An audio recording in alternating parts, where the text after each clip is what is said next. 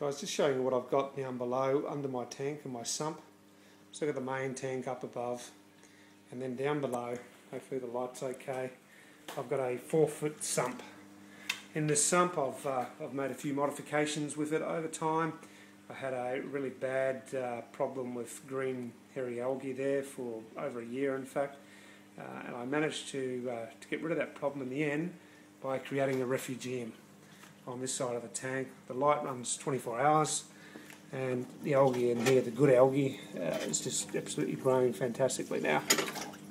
It's taken away all the nutrients out of the water, so basically I got rid of the green hairy algae within about a month of installing the refugium.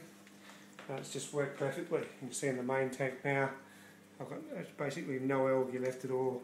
I tried a whole heap of different ways of getting rid of the algae, and it really came down to the most simplistic thing at the end of the day, which was just creating that refugium. It's got about a 2-inch sand bed down the bottom, and then I just put a very small amount of algae in there, and it's just propagated and keeps on growing.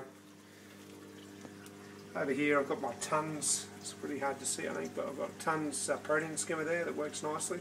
Just sits in the forward compartment, which is where the water flows into. Comes through a bubble trap, which you probably can just see there, back into the return area, and the same thing happens over there at the refugium.